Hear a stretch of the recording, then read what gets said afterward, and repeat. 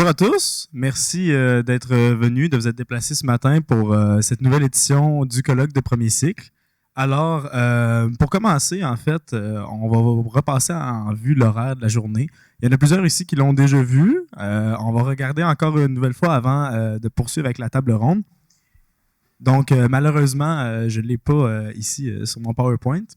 Mais comme vous le savez, on va commencer avec la table ronde de 10h à 11h30. On va suivre avec une présentation de M. Philippe Munch, qui n'est pas encore arrivé malheureusement, mais qui va venir nous parler de son nouveau livre qui parle de la Révolution française. Est-ce que vous m'entendez bien? J'ai l'impression qu'il y a de l'écho avec le... Oui, OK.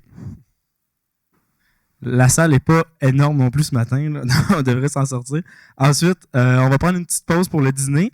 On va revenir avec un bloc un petit peu plus international. On va avoir des présentations dans l'ordre de Gabriel Leduc qui va nous parler de l'unité et de l'intégration panafricaine selon Sékou Touré. On va enchaîner avec Benjamin Lacombe qui va nous parler des guerres d'unification allemandes. Adelphine Bonneau, première professeure de l'université qui va venir pour nous parler de Pacotille ou parure, les perles de verre dans la culture matérielle européenne. Et on va terminer ce bloc-là avec Nicolas Morel-Ferland qui va nous parler de l'Empire ottoman dans l'imaginaire français au 16e et 18e siècle.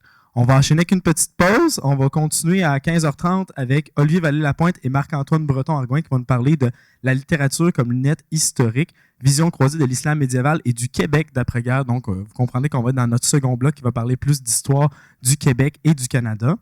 On va poursuivre avec M. Léon Robichaud qui est présent actuellement, qui va nous parler à 16h de la visualisation spatiale des données archéologiques de la place Diouville à Montréal.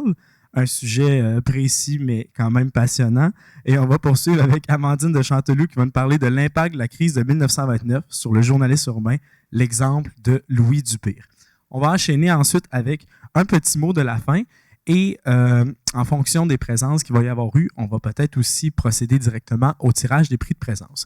Donc, j'enligne justement ma présentation sur ce petit mot-là pour les présences. Ceux qui sont dans le cours de Stéphanie Lantier, n'oubliez pas de donner vos présences à l'entrée à Amandine ou à moi. C'est très important pour le cours. Mais également, ceux qui ne sont pas dans le cours, on vous invite aussi à donner votre nom, votre courriel et vous allez pouvoir participer au tirage. On fait tirer actuellement une carte cadeau de 40 $ à la librairie Appalache pour les prix de présence. Sinon, juste un petit mot sur la nourriture et le café.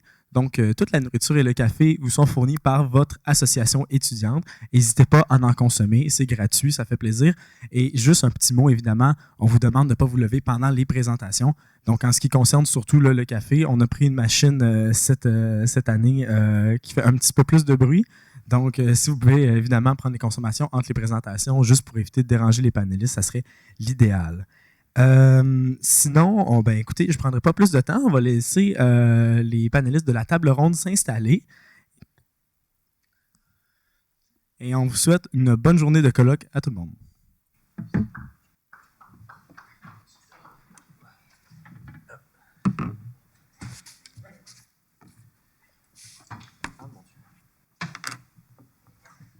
Sur le bord du rang. Ouais, je suis sur le bord du rang.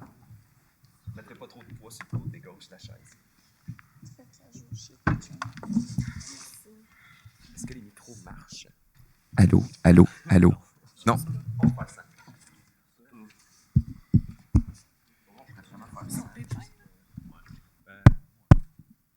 Allô, allô. Oui, allô, oui, allô. Allô, allô. Les mains ne marchent pas? Non, ok. Salut. Si on projette, vous nous entendez bien, là? On est Ouais, ben, pour une grande salle. asseyez-vous en avant, là. Battez-vous pour les chaises. Salut. Super.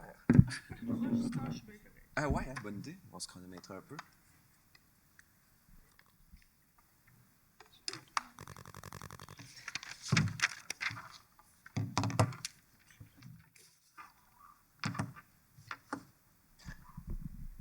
Donc, bonjour tout le monde. Merci d'être présent pour cette table ronde du colloque de premier cycle.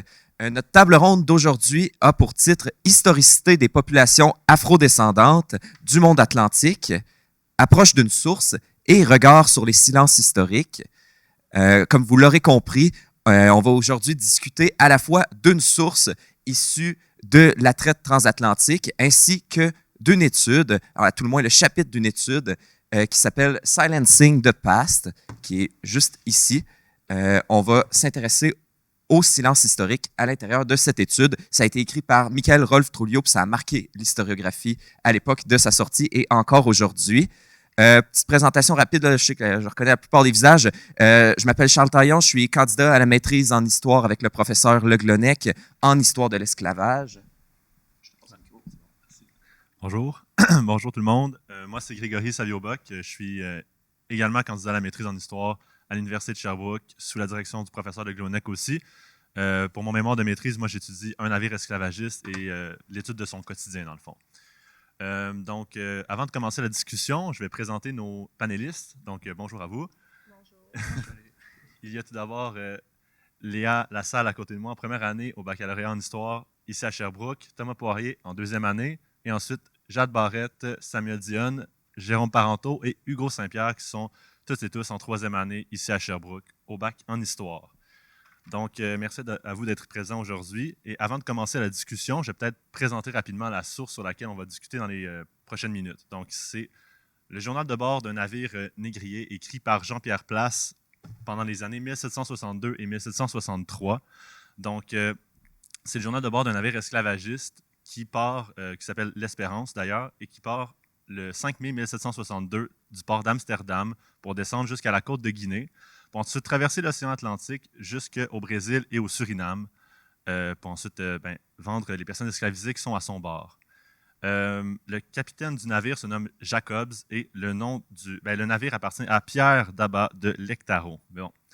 Nous avons soumis, Charles et moi, des extraits de des journées de ce journal de bord à nos panélistes qui se sont penchés sur trois grandes thématiques qu'on leur a proposées, à savoir la présentation de la traite telle que présentée dans la source ici, également la présentation des personnes esclavisées, donc c'est quoi les descriptions que Jean-Pierre Place fait d'elles, qui sont-elles, etc. Et finalement, les violences, les traces de violence, qu'elles soient physiques, psychologiques ou sexuelles, à travers la source.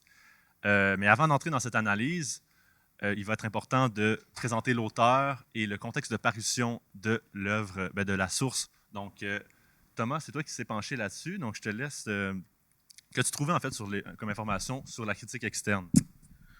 Bonjour. Premièrement, c'est important de spécifier que la source a été adaptée du français du 10e siècle par Bernard Place, qui est le descendant de Jean-Pierre Place. Puis le père de celui-ci a d'ailleurs fourni cette source-là au musée de la Marine de Marseille, la rendant accessible au public. Pour ce qui est de celui qui a directement écrit la source, Jean-Pierre Place, c'est un Français qui dans le fond qui était subrecargue, et je me suis pratiqué pour le dire sur Google, là, subrecargue sur le bateau l'Espérance. Dans le fond, son rôle, c'était de représenter les intérêts de l'armateur sur le bateau. Puis une de ses tâches, justement, c'était de noter tous les événements qui pouvaient justement interférer dans le bon déroulement de l'expédition de traite. Pour ce qui est du contexte plus large, il faut comprendre qu'en 1762, on est en plein dans la guerre de 7 ans.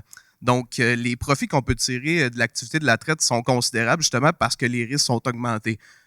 On a des bateaux, justement, des nations adverses qui patrouillent les mers, puis les chances que votre cargaison se fasse piller, aborder, sont beaucoup plus grandes, donc les profits sont considérablement plus grands.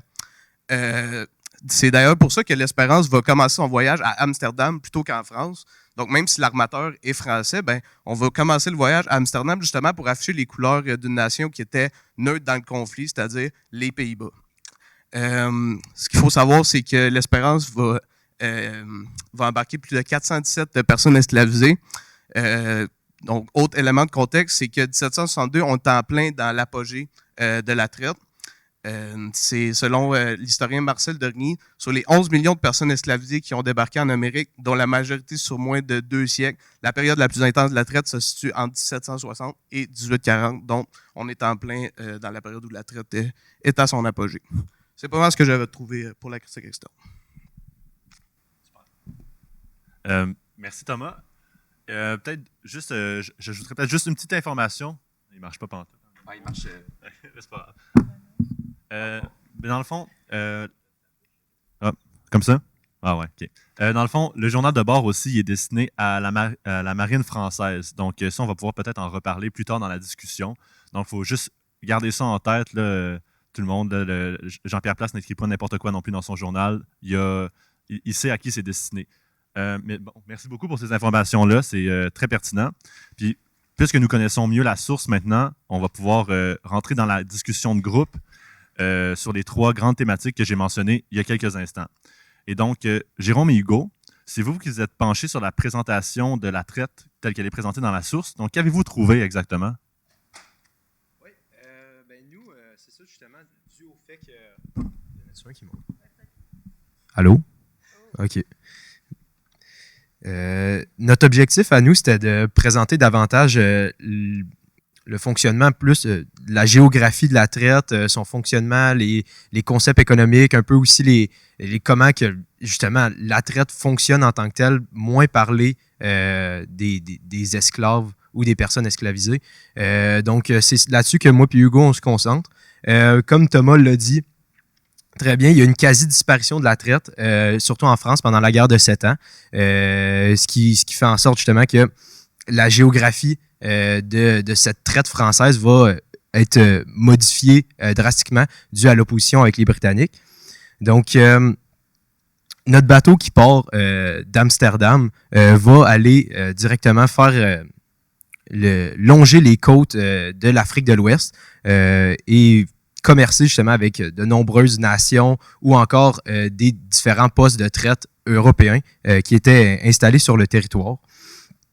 Donc, l'objectif en allant sur les côtes africaines, c'est avant tout d'acheter de la main-d'œuvre peu coûteuse aux négriers africains. Donc, de faire du commerce avec les locaux qui assurent la majorité de la traite avec les Européens. Ce qui est important de comprendre, en fait, c'est que les Blancs qui prenaient part à la traite esclavagiste, les personnes qui prenaient part à la traite esclavagiste en Afrique, il n'y avait pas affaire à un contexte monolithique. L'Afrique, il y avait plusieurs contextes différents avec qui ils faisaient affaire. Donc, les gens avec qui ils faisaient affaire directement pour acheter des personnes esclavisées, il y avait par exemple des courtiers. Des fois, ils faisaient affaire directement avec les États qui étaient organisés. Puis ça leur arrivait même de faire affaire avec des Blancs directement, là où les Blancs avaient établi des forts esclavagistes en Guinée. Ce qui faisait en sorte qu'il fallait qu'ils s'adaptent justement aux contextes locaux au niveau des paiements, de la façon de faire pour les échanges. Il fallait vraiment qu'ils s'adaptent au contexte local des échanges. Donc, les échanges qu'il y avait, c'était souvent des échanges en argent, comme on pouvait avoir plus en Europe, en écus ou en argent, mais il y avait aussi différentes choses qui pouvaient être échangées. Je me suis pris une petite liste justement de ces choses-là. On pouvait avoir, par exemple, des bassines de cuivre et d'étain, du suif, des pots de grès, des mouchoirs de chelet, différentes couvertures, du corail de mer, Niganipo, Bestapo, des choses comme ça.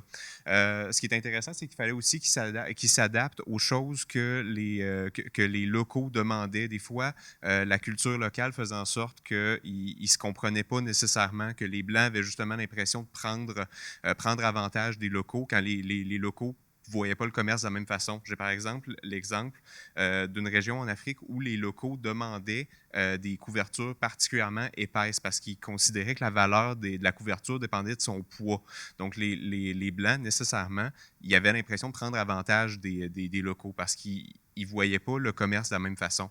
Pour eux, la couverture était plus intéressante si justement le grain était plus fin, si la qualité était meilleure, si le grain était plus fin. Les locaux ne le voyaient pas de la même façon. Eux, ils voyaient la couverture comme plus intéressante si elle était plus lourde. Fait que les deux, probablement, avaient l'impression de prendre avantage de l'autre. Ce qui est intéressant, c'est que dans les écrits du journal, on voit beaucoup d'idées de supériorité de la part des Blancs qui prenaient part à ce commerce-là. Il fallait justement qu'ils s'adaptent à la culture locale, mais cette culture locale-là, ils la voyaient d'une manière très, très négative, en fait. Probablement qu'on peut s'imaginer qu'ils ne voyaient pas vraiment de différence entre les personnes qui achetaient et les personnes avec qui ils faisaient affaire. Donc vraiment, il y avait une idée de supériorité. Puis les Noirs qui ne respectaient pas cette supériorité-là, qui ne voyaient pas les Blancs d'un air supérieur, il y avait un certain malaise de ce côté-là. Il y avait une incompréhension de pourquoi les Noirs ne reconnaissaient pas la supériorité intrinsèque des Blancs, que les Blancs voyaient en eux-mêmes.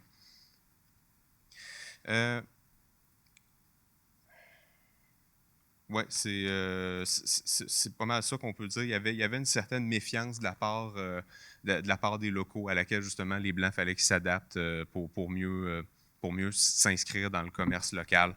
C'est ce que je pourrais dire. Je vais passer. C'est le bâton de parole davantage qu'un micro. Il y a une logistique très développée à la traite des esclaves en Afrique. Du fait qu'il faut gérer les ressources, il faut gérer l'équipage, il faut gérer aussi les personnes esclavisées. Donc, un des principaux enjeux qu'on voit et qui revient souvent dans les extraits, c'est la logistique par rapport à l'approvisionnement en eau. Donc, à chaque escale, on commence avec, dans le texte, il mentionne par exemple, la météo est bonne, on n'a plus à envoyer des pirogues aller chercher de l'eau dans la rivière. Parfois, il y a des enjeux par rapport au fait que l'eau était trop salée, donc on ne pouvait pas la boire, ou il y a des bancs de sable dans les rivières. Donc, c'est tout vraiment cette question de logistique-là qu'on voit qui apparaît dans l'ouvrage qu'on a pu lire. Sinon, il y a, comme Hugo disait, le commerce avec les Européens qui se fait à coups d'écus, mais ce qui est intéressant, puis ce que j'ai remarqué dans les extraits, c'est que la traite d'esclaves en Afrique, bénéficie un peu d'une organisation non officielle, si on veut. Donc oui, il y a certaines places, certains endroits où l'autorité européenne est bien installée, donc comme les forts que Hugo a mentionné, mais à la plupart des endroits, c'est des lieux qui sont connus des embarcations négrières qui vont y jeter l'ancre pour s'approvisionner ou encore faire la traite. Mais globalement, à part un exemple que j'ai noté de celui...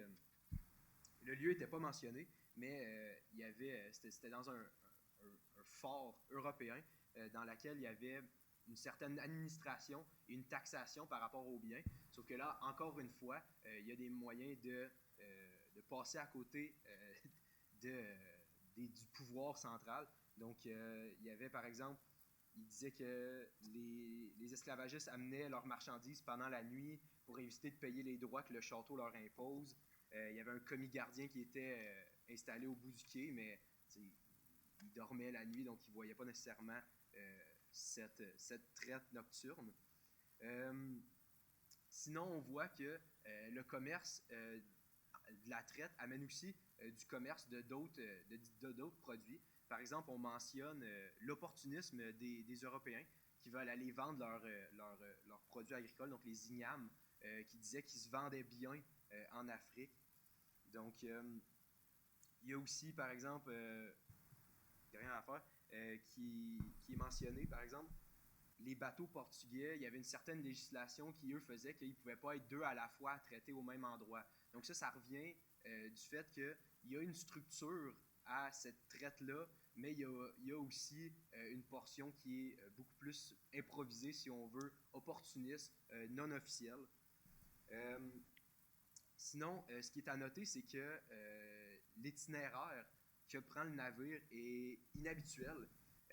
Habituellement, la principale destination des embarcations françaises était Saint-Domingue, tandis que ce navire-là va prendre l'itinéraire vers les côtes brésiliennes. Donc, il y a aussi la question de faire une escale entre-temps entre la traversée de l'océan pour justement rafraîchir les esclaves, les mettre en état de survivre, mais toujours dans l'optique de protéger la marchandise. Donc, c'est ce ravitaillement-là à mi-chemin qui faisait en sorte qu'il pouvait avoir un plus haut taux de survie, par exemple, à la traversée. Ça ferait à peu près notre tour pour notre présentation de la traite. Oui, ben merci beaucoup à vous deux. C'est vraiment des éléments fondamentaux là, que vous avez soulevés. Donc, merci.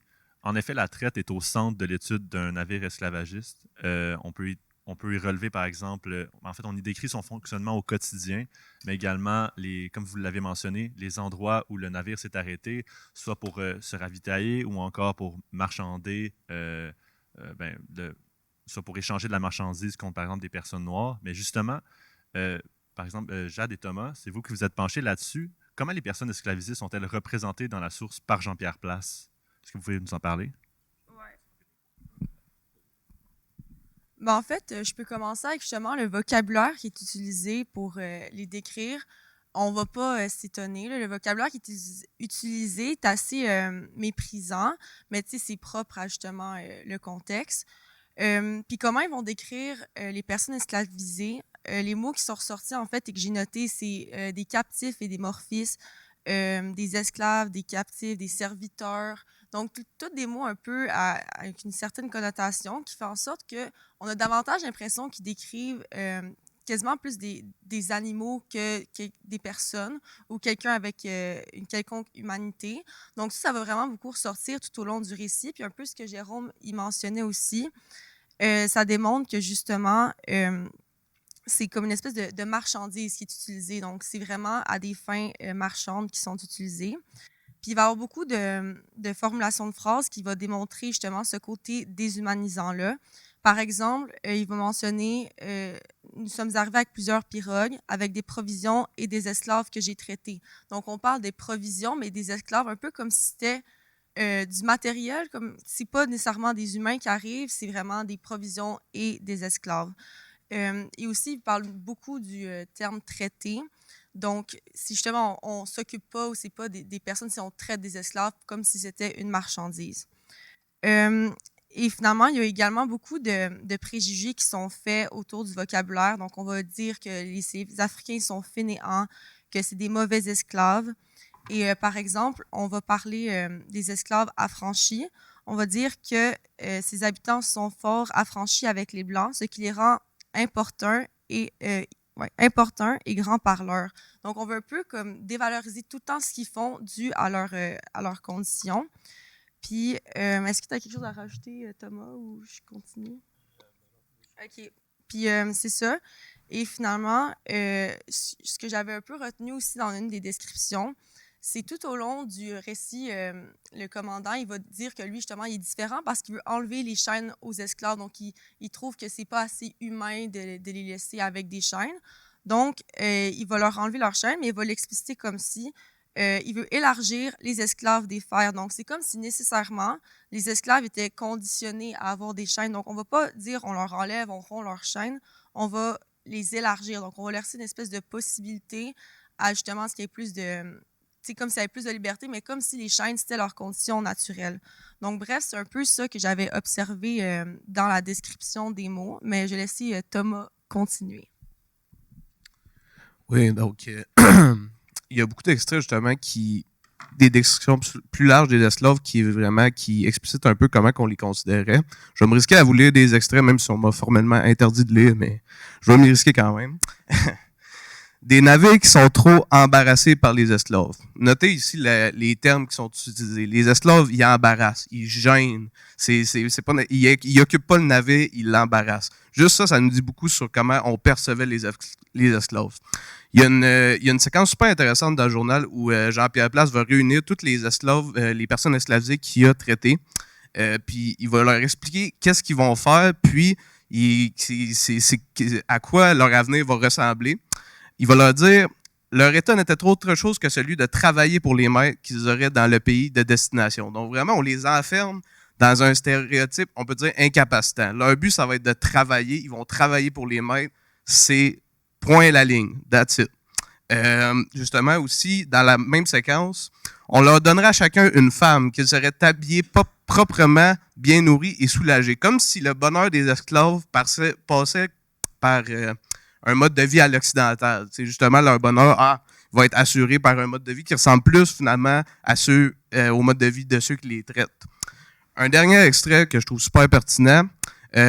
On y fait couper le bois par ses esclaves, sous la garde de gens de l'équipage pour veiller qu'ils ne s'écartent point pour aller piller les fruits des habitations voisines. Il faut faire attention aussi qu'ils ne mangent pas de manioc, qui les empoisonnent en le prenant pour des oignons. 2 choses qui ressortent de cet extrait-là. Les esclaves, on les considère comme emprunts au pillage. Ils vont s'écarter. Ils sont emprunts à la fourberie. C'est un peu ça qui ressort un peu de l'extrait. Attention, il faut les surveiller. Là. Si on les surveille pas, ils vont se mettre à piller. Puis, non, il faut les avoir à l'œil. Puis aussi, je sais pas si vous avez déjà vu du manioc puis des oignons. Ça ne se ressemble pas du tout. Donc, il y a un peu une espèce d'effet, comment je pourrais dire ça, débilisant un peu. T'sais, on les considère, ils feront pas la différence, ils vont s'empoisonner. T'sais. Tout le temps besoin d'une tutelle, ces esclaves-là. Donc, c'est ce qui ressort vraiment des descriptions. Je sais pas si tu voulais ajouter quelque chose, Jeanne. Non. Parfait. Donc, c'est pas mal ça que moi, j'ai. Merci encore à vous deux. C'est très intéressant. Et en effet, Jean-Pierre Place décrit les personnes esclavisées comme une marchandise, comme une cargaison apportée d'un point A à un point B. Et une fois à bord, les personnes esclavisées sont à la merci en fait des membres de l'équipage qui peuvent leur faire subir toutes sortes de violences, qu'elles soient physiques, psychologiques ou sexuelles. Et justement, en fait, j'aimerais vous demander, Samuel et Léa, pouvez-vous nous parler plus en profondeur des traces de violence qu'ont subies les personnes esclavisées à bord du navire, à travers le journal? Oui, est-ce qu'on m'entend bien comme ça, sans micro? Ouais. Ce qui est frappant un peu dans cette source-là, c'est qu'il y a très peu de mentions directes d'une violence physique qui aurait été faite envers les personnes esclavisées. J'en ai noté peut-être 2 précisément où Place va dire explicitement qu'il y a une violence qui a été faite envers un de ses esclaves, entre guillemets. Aussi, cette violence-là qui va faire, elle va tout le temps être hissée à titre d'exemple. Ça va être une violence punitive, mais surtout un exemple. On ne veut pas punir l'individu qui aurait commis une faute, on veut montrer aux autres que c'est ce qui va leur arriver s'ils veulent suivre son exemple. Puis aussi, il y a énormément d'exemples psychologiques, par exemple, que Place va utiliser, de violences psychologiques, parce que Place, c'est un homme d'affaires. Thomas a parlé un petit peu tantôt qu'il voulait élargir, entre guillemets, les esclaves de leur chaîne dans son navire, parce que selon Place, le fait que les esclaves vivraient dans des mauvaises conditions sur les négriers, ça causait plus de morts, donc moins d'argent dans ses poches après son voyage. Qu'est-ce qu'il va faire? Il va dire à ses esclaves, vous n'êtes pas enchaînés dans mon navire. Mais il va leur démontrer que c'est quand même lui qui a le pouvoir. J'ai une petite citation que j'avais ressortie ici. Place nous dit, c'est ça, il va amener les personnes esclavisées dans la cale du navire avec tous ces hommes qui les entourent, puis il va faire un petit discours leur disant que le premier qui manquerait à son devoir, je le punirai avec la dernière rigueur. Il fait tirer tous ses soldats dans les airs pour faire peur aux esclaves, puis il va dire, il se cite lui-même en disant « C'est moi qui commandais les tonnerres et je pouvais dans un instant les exterminer tous. » C'est une menace, c'est de la violence psychologique, c'est un moyen de faire comprendre aux esclaves que les bonnes conditions perçues qu'ils auraient dans ce navire-là sont conditionnelles à l'acceptation de leur sort. Un autre petit exemple que j'avais ressorti, c'est à un moment donné, ils sont sur une île ils font une escale, puis on lui amène une de ces personnes esclavisées, qui aurait volé des bananes. On lui a attaché les bananes autour du cou. Place, ce qu'il va faire, c'est qu'il va demander au gouverneur du village de pouvoir le faire flageller sur la place publique devant tous ces autres prisonniers. Encore là, c'est un exemple. On dit, regarde, lui, il n'a pas accepté les conditions qu'il y avait, on va l'enchaîner à fond de cale après avoir été flagellé. Si vous ne voulez pas que ça vous arrive, restez docile. Puis je vais laisser Léa continuer. Bonjour, je ne sais pas si vous m'entendez bien. J'abonde dans le même sens que Samuel là-dessus. Il faut vraiment comprendre que Place, comme on l'a dit dans la critique externe, ce document, en fait, va être reçu par la marine française. Donc, c'est vraiment une mise en scène de A à Z de toute cette traversée-là. Puis Place veut vraiment instaurer son autorité envers les gens qu'il traite. Puis il faut vraiment le lire comme ça. Faut lire entre les lignes, il faut comprendre que les éléments de violence se cachent derrière ce que Place essaye un peu de diminuer. Puis c'est le défi en fait de la lecture de ce journal de bord-là. Ce qui est vraiment intéressant également, c'est la présentation que Place fait de la violence, puis la conception qu'il a de lui-même par rapport à cette violence-là. Dès la page 10, Place nous présente les gens avec qui il traite, et c'est eux qui le critiquent. En fait, il va dénoncer les gens qui participent à la traite comme étant les réels acteurs cruels de cette machination-là. Place, en fait, il se considère seulement comme un agent neutre dans immensité-là, il ne se considère pas comme un acteur. Ensuite, quand il va continuer et expliquer justement le traitement plus ou moins humaniste de son déchaînement des esclaves, il faut comprendre que c'est un échec sur toute la ligne. À cette époque-là, à la même période, les navires négriers vont connaître en fait un taux de mortalité avoisinant les 11,2 %. La nouvelle technique employée par Place va faire augmenter ce taux de mortalité-là à 18,5 % sur son navire. Faut comprendre également que pour lui, cette libération-là, que je mets entre guillemets, s'accompagne de châtiments corporels beaucoup plus élevés. Parce qu'en fait, il veut développer un sens du devoir, puis l'esclave doit redonner en fait à ses nouveaux maîtres parce que, regarde, on t'accorde une liberté, ben, agis en conséquence, on te tient encore plus en rigueur. Donc, justement, ça va entraîner, comme j'ai dit, des châtiments corporels beaucoup plus sévères qui vont mener à un taux de mortalité beaucoup plus élevé. Faut également comprendre que Place, il y a une forme de distorsion cognitive dans son discours parce que la violence qu'il exerce, il l'exerce d'une façon extrêmement paternaliste. Il va se féliciter de se faire référer par les esclaves qu'il traite comme étant baba. Donc, figure paternelle, considérée comme le maître. Pour lui, c'est l'apothéose de cette traversée-là. C'est vraiment d'avoir gagné une forme de confiance ou du moins une docilité quasi complète de ces gens-là qui vivent dans la terreur constante. Donc, vraiment, là, lui, il a l'impression de bien agir, d'avoir civilisé ces gens-là, de les avoir soumis, de leur avoir montré comment il fallait fonctionner dans cette nouvelle société quasi occidentale qu'ils allaient servir. Il faut aussi savoir qu'on va traiter de la violence sexuelle dans ce journal de bord-là, mais d'une façon extrêmement cachée. Les femmes, elles sont sur le navire, mais elles ne sont presque pas mentionnées. Quand on les mentionne, Place se fait un point d'honneur de mettre en scène la division. Les femmes, les enfants sont séparés des hommes. On comprend bien que c'est pas le cas tout le temps, puis on comprend bien que quand il y a eu des viols sur le navire, Place n'est pas empressé de l'écrire dans son journal de bord. Par contre, Samuel avait relevé des notes par rapport à ça. Moi, je peux vous mentionner qu'à la page 79, soit le dimanche 29 août, une femme a été vendue au coût de 5 onces et un quart. On comprend bien que si elle a été vendue, c'est pas pour aller jouer au domino. Je continuerai. Je laisserai la parole à Sam. Ouais, si je peux rajouter brièvement là-dessus sur le cas de la violence sexuelle, un extrait que j'avais relevé aussi dans la source, c'était à un moment où Place raconte un petit peu une journée de traite là, bien banale, puis il raconte à la fin qu'avec ses hommes, ils vont un petit peu faire la fête, puis tout va bien, ils se préparent un peu pour la traversée, puis il mentionne en fin de phrase, tout bonnement, que certains de ces hommes ont décidé d'aller prendre des esclaves. Le mot « prendre » ici a une connotation hyper importante. Faut aller le chercher. Ils ne sont pas juste allés prendre des gens, il y a eu de la violence sexuelle. Puis sinon, qu'est-ce que je pourrais rajouter? Il y a, un peu dans la même partie du texte, c'est avant la traversée, Place, il va organiser une espèce de grosse fête avec tous les esclaves sur la plage, puis où il va leur raconter que quand vous allez arriver en Amérique, vous allez être chanceux, vous allez être bien traité, vous allez être civilisé. Vos maîtres, ils vont vous montrer, ils vont vous inclure comme un peu dans leur vie. Puis, on termine un peu la fête avec le sacrifice d'un cochon. On va égorger un cochon publiquement devant tout le monde. C'est important de souligner que avant ça, dans la source, les esclaves sont...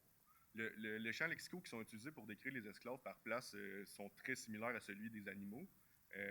On pourrait percevoir un petit peu une espèce de comparaison entre les esclaves puis la bête qui vient de se faire égorger, qui pourrait être ici en menace si on cherche un peu dans ce coin-là.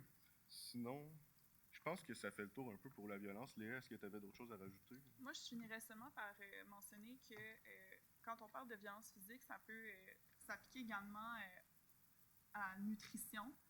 Place parle du rationnement de ces gens-là qui se trouvent en situation d'esclavage sur le navire. Puis en fait, c'est vraiment c'est de la misère, là. En fait, ils vont consommer une banane puis une consommation d'alcool. Puis quand ils arrivent sur Terre, c'est free for all. Là, c'est banane, farine de manioc, huile de palme, piment et sel. On n'y est plus. Puis en fait, on comprend bien que il y a aussi, je reviens, quand on rencontre les navires portugais, il y a une comparaison qui est faite quant aux matelots portugais puis aux esclaves qui travaillent sur les navires. On dit que les esclaves travaillent beaucoup plus que ces matelots-là qui sont rémunérés.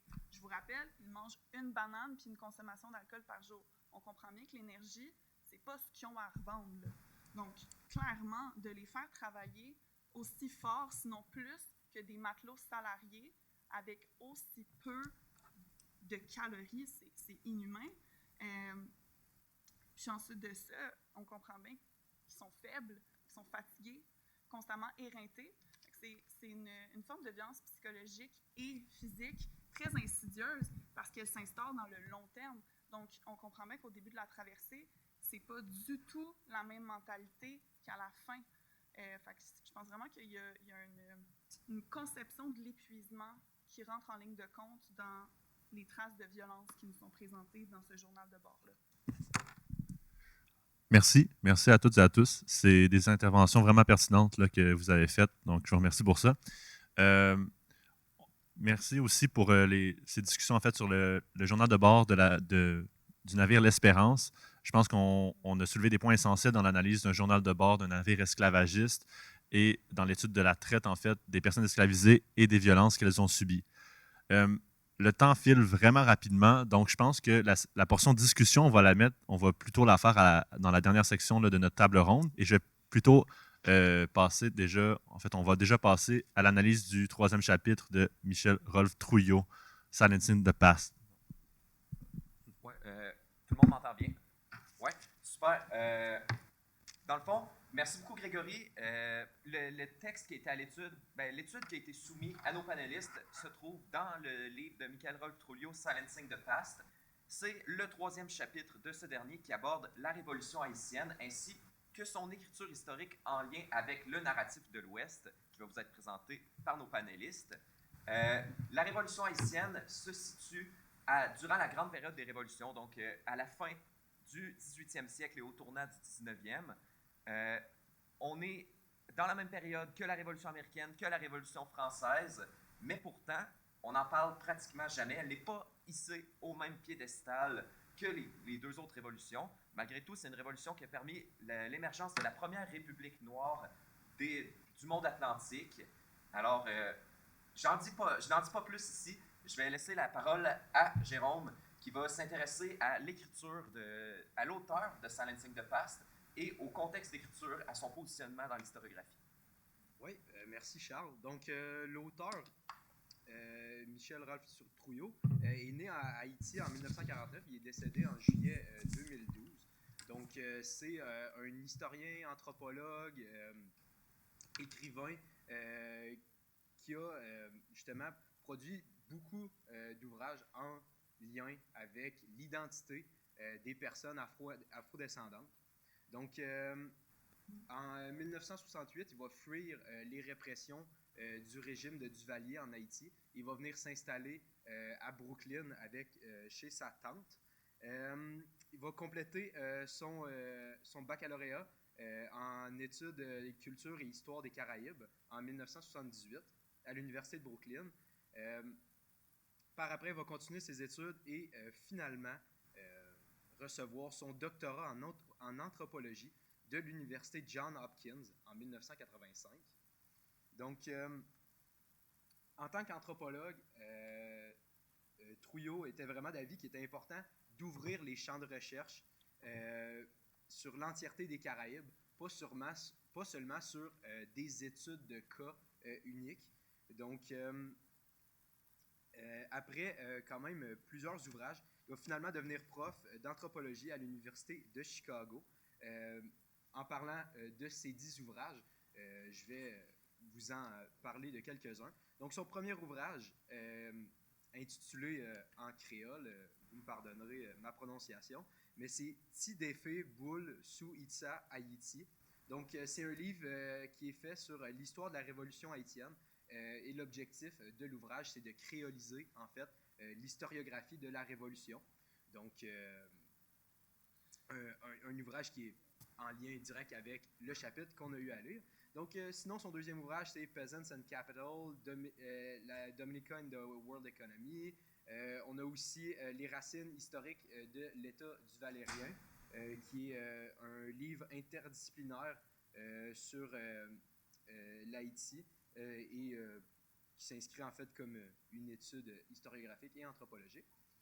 Finalement, le livre de Trouillot qui a fait le plus de vagues, c'est celui qui était à l'étude, donc Silencing the Past. Je vous ai quand même présenté les autres parce que ça n'aurait pas été lui faire justice que de résumer sa production à juste Silencing the Past, mais c'est définitivement l'ouvrage qui a eu le plus d'impact sur l'historiographie ou encore sur les études des Caraïbes de Trouillot. Donc, Silencing the Past a été publié en 1995 par Beacon Press à Boston. C'est un livre qui s'inscrit comme une étude historiographique qui fait aussi une présentation sur les défis épistémologiques et les enjeux politiques des études historiques. C'est l'ouvrage le plus intéressant de Trouillot en raison de la complexité des enjeux qu'il soulève. Par exemple, on peut dire que la plupart des auteurs, quand ils rédigent un ouvrage, vont débuter par... ils vont commencer leur réflexion à partir de ce qu'ils connaissent, tandis que Trouillot, lui, va débuter sa réflexion à partir du silence, donc de qu'est-ce qui n'est pas mentionné, par exemple. L'objectif dans ce livre-là, c'est de penser au-delà des champs de recherche, des archives, des textes. C'est de présenter un concept de représentation historique qui est différent pour justement créer un peu une historiographie méthode. Juste en mot de la fin, les sources utilisées par Trouillot dans son ouvrage sont vraiment multiples. Donc, on parle d'études, de sociologues, d'historiens ou différentes figures importantes comme Michel Foucault ou encore des études de penseurs afrodescendants comme Webb Dubois.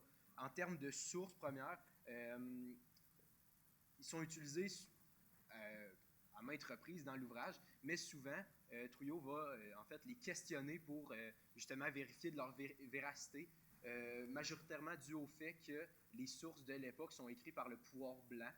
Donc, parmi ces sources-là, je mentionne par exemple des archives parlementaires françaises. On a aussi des feuillets parisiens qui élaborent sur la situation à Saint-Domingue. Sinon, c'est vraiment toutes ces sources-là qui datent, les sources qui décrivent les événements qui datent des années 1790 sont justement des sources pour démontrer la vision française de la chose et la remettre en question plus tard dans l'ouvrage. Donc, c'est ça qui fait le tour pour ma présentation de l'auteur et du contexte de production. Merci beaucoup, Jérôme. Ce qu'on peut comprendre dans ta présentation, c'est que l'anthropologue Michael Rolf Trouillot attaque un peu sur plusieurs angles les études des Caraïbes pour les remettre de l'avant et s'intéresser au silence laissé par cette histoire. Mais dans son chapitre qui se concentre sur la Révolution haïtienne, il met de l'avant un narratif de l'Ouest. Samuel, est-ce que tu peux nous indiquer ce que représente ce narratif de l'Ouest? Oui, le narratif de l'Ouest, en fait, ça représente une certaine ligne directrice historiographique surtout, mais qui va imprégner toutes les sphères de la société européenne coloniale. Premièrement, je voulais commencer en vous parlant d'un autre ouvrage célèbre, soit Race et Histoire de Claude Lévi-Strauss, dans lequel Lévi-Strauss va nous parler un peu du concept d'ethnocentrisme. L'ethnocentrisme, je pense que je vais surprendre personne, ça se définit par l'idée de mesurer les autres sociétés à l'aune des valeurs locales de la nôtre. C'est-à-dire qu'on va voir le monde avec des œillères en pensant un peu comme de facto que les aspects culturels qui nous sont étrangers, auxquels on n'est pas habitué, sont inférieurs aux nôtres, parce que notre culture serait la bonne, étant donné que c'est la nôtre. Cette théorie-là est importante parce qu'à mesure que l'Europe, à partir de 1492, va se lancer un peu à la conquête du monde, elle va rencontrer des populations qu'elle ne connaît pas. Elle va se créer une sorte d'imaginaire collectif selon laquelle on va créer le concept d'un Ouest uni. l'Ouest, avec un grand O, est chrétien. L'Ouest, avec un grand O, c'est le peuple élu de Dieu, parce que c'est le seul peuple proprement chrétien de la Terre. On va... c'est ça, on va créer aussi le concept d'un... C'est qui l'homme qui vient de l'Ouest? L'homme avec un grand H. On va en considérer justement que l'Européen au masculin, bien sûr, blanc et chrétien, ben, c'est la seule et unique itération d'un homme qui serait créé à l'image de Dieu. Ainsi, n'importe quel groupe qui fait pas partie qui répond pas à ces critères-là, ben, c'est pas un humain à part entière. On va commencer à avoir un certain bouillonnement intellectuel qui va se faire, pseudo-intellectuel, je dirais, où on va commencer à essayer de classifier certains degrés d'humanité. Ces degrés-là peuvent être basés sur le sexe, l'ethnie, la culture, l'avancement perçu d'une civilisation qu'on va rencontrer. Par exemple, les Européens de l'époque avaient un certain respect pour la Chine qu'ils n'avaient pas envers les Africains, parce qu'on percevait que la Chine, c'était un grand empire qui s'élevait un petit peu au niveau de ce qu'on voyait en Afrique. Puis, c'est ça, c'est un peu ce concept-là du narratif de l'Ouest que l'Europe va se lancer dans sa conquête du monde. Le seul sujet de l'histoire à cette époque-là, pour les Européens, ben, c'est l'Europe, c'est l'Ouest. Le reste du monde n'est pas sujet de l'histoire, mais subit l'histoire. Puis ça va être un petit peu le rôle, en tant que seul peuple qui pourrait apporter le progrès, puis la technologie, puis la civilisation au reste du monde, de l'Europe, de faire entrer l'autre avec un grand A dans l'histoire. On va créer toutes les institutions qui vont être inséparables du monde colonial, vont être créées sur ces bases-là. Je parle de l'esclavagisme, je parle du colonialisme, je parle de l'ensemble du monde atlantique. Aussi, dans la littérature, ben, ce qu'on voit, c'est une opposition lexique entre l'homme avec un grand H, qui va être mis en opposition aux sauvages, aux natives en anglais, même aux négros, entre guillemets, parce que ça va souvent traiter des Africains d'Afrique. Là-dessus, j'avais noté aussi qu'en France, au siècle des Lumières, il y a beaucoup de débats intellectuels qui vont se faire sur ce qu'est un Africain, ce qu'est un Noir d'Afrique. On va avoir, par exemple, des gens comme Voltaire qui vont mettre de l'avant qu'ils appartiennent totalement à une espèce différente, une espèce qui serait destinée à l'esclavage, à la servitude. Puis, on a aussi des vues monogénistes, dont une des figures de proue est Georges-Louis Leclerc, connu plus précisément sous le nom du marquis de Buffon. Lui, ce qu'il dit, c'est que non, ils ne sont pas d'une espèce différente, mais ils sont assez différents culturellement, physiquement, pour justifier un destin d'esclavage. Bref, pour conclure un petit peu là-dessus, l'idée d'égalité des races à l'époque est tout simplement inconcevable, étant donné que le monde colonial au complet est bâti sur cette notion-là. Je voulais ouvrir un peu en vous disant que, puisque Trouillot, lui, s'attarde beaucoup à la Révolution haïtienne, juste vous dire que la Révolution haïtienne était inconcevable au moment même où elle se déroulait. Puis je vais laisser la parole au prochain. Oui, ben, tu t'enlignes vraiment bien ton ouverture avec la prochaine partie, justement, parce que si on comprend que l'écriture de l'histoire a été influencée par le narratif de l'Ouest, par la domination européenne sur les populations qui ont subi la colonisation, comment ce narratif de l'Ouest-là s'applique à la Révolution haïtienne qui s'est déroulée au tournant du 18e siècle? Hugo? Oui. Samuel l'a déjà mentionné, mais je prends le temps de le réexpliquer parce que c'est vraiment central pour comprendre qu'est-ce qui s'est passé au niveau de la compréhension occidentale de la Révolution haïtienne. Le narratif de l'Ouest impliquait intrinsèquement que la personne noire était destinée à l'esclavage, que c'était son état de nature. Donc, la rébellion, la révolution ou la contestation de cet état-là n'était pas vue comme naturelle, c'était vu comme une anomalie.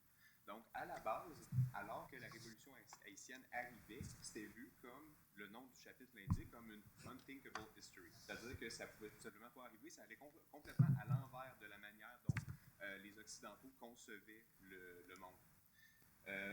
Ce que ça a fait, en fait, c'est qu'alors qu'elle arrivait, on n'y croyait pas. On a d'abord cru que c'était une conspiration. On a crié à la conspiration, puis plus il y avait une confirmation qu'il y avait effectivement quelque chose d'inconcevable pour les Occidentaux qui arrivait, plus on transformait notre vision du monde à la remorque. Donc la perception des Occidentaux de ce qui se passait sur l'île d'Haïti était toujours en retard sur la réalité. Il y avait une renégociation de la vision du monde, alors que les faits progressaient, qu'on comprenait mieux ce qui se passait. Ceux qui l'ont cru en premier, c'est en fait, ils l'ont cru pour une raison économique. C'était les propriétaires terriens qui voyaient en fait la possibilité qu'il y ait une réalité comme une vraie menace pour eux, parce qu'eux, ils voyaient leur terre et toute leur propriété en fait qui était menacée par cette possibilité-là. Donc, ça a été les premiers à dire faudrait peut-être vérifier que ce soit vrai. Mais les autres, qui n'avaient pas vraiment d'intérêt lié à Haïti, ils ont refusé tout simplement d'y croire. C'était pas possible que le régime esclavagiste au complet soit contesté par ces mêmes esclaves-là. Parce que l'esclavage était l'état de nature. Il ne pouvait pas y avoir de contestation, à moins que ce soit qu'il y ait une anomalie, quelque chose d'anormal localement pour mener à cette rébellion-là. Au fur et à mesure, donc, l'Occident a dû renégocier sa vision du monde par rapport à ce qui se déroulait à Haïti. Une fois la victoire militaire confirmée, puis la liberté d'Haïti vraiment gagnée, il ne pouvait plus y avoir de contestation à ce niveau-là, ce qu'on a commencé à faire, c'est voir la révolution haïtienne plus comme une rébellion qui avait été fomentée par autre chose, par les Blancs qui étaient en place, ou par une puissance étrangère. Le Royaume-Uni a souvent été justement vu comme la puissance qui avait fomenté la rébellion à Haïti. Encore aujourd'hui, cette vision-là, ça arrive qu'elle soit mise de l'avant dans l'historiographie.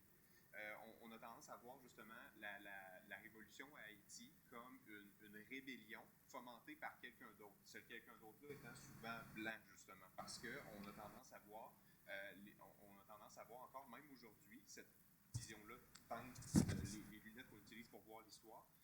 On a tendance à voir les personnes esclavisées comme des personnes qui ne pouvaient pas, à la base, demander leur liberté.